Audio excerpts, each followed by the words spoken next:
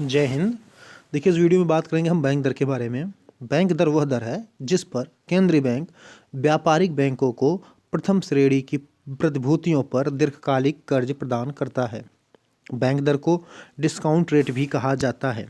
आइए आसान भाषा में एग्जाम्पल के साथ हम समझने का प्रयास करते हैं कि बैंक दर क्या होता है। मान लीजिए कोई वाणिज्यिक बैंक है जिसके पास 100 रुपये की प्रतिभूति है। छोटा एग्जाम्पल ले रहे हैं ताकि समझने में आसानी हो। उसके पास, वाणिज्यिक बैंक के पास 100 रुपये की प्रतिभूति है और उसको कर्ज की आवश्यकता है।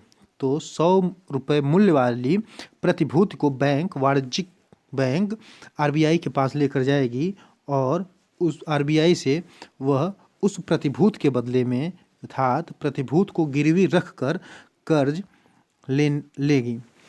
तब आरबीआई उस प्रतिभूति की वैल्यू पर जो बैंक दर होगा उस बैंक दर को लागू करके उसको कर्ज प्रदान करेगा। हमने कहा, मान लीजिए प्रतिभूति की वैल्यू 100 रुपये है और एग्जाम्पल के लिए मान लीजिए बैंक दर 5% है। तो आरबीआई बैंक को 5%, 100 रुपये में से 5% काट कर बैंक को, वाणिज्यिक बैंक को कर्ज देगी। 100 रुपये में 5% काटने पर 95 आएगा। तो आरबीआई बैंक को 95 रुपये कर्ज के रूप में देगी।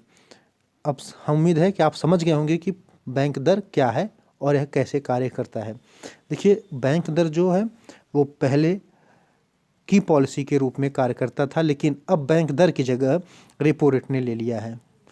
पहले बैंक दर होता था रेपो रेट की जगह, लेकिन अब रेपो रेट है।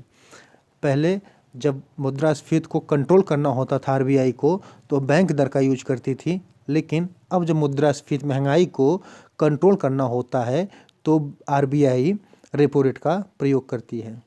बैंक दर को कई जगह दंड के रूप में भी प्रयोग किया जाता है, जैसे एसएलआर, सीआरआर न मेंटेन कर पाने पर बैंकों पर आरबीआई जब दंड आरोपित करती है तो उसमें बैंक रेट का भी अपना रोल होता है।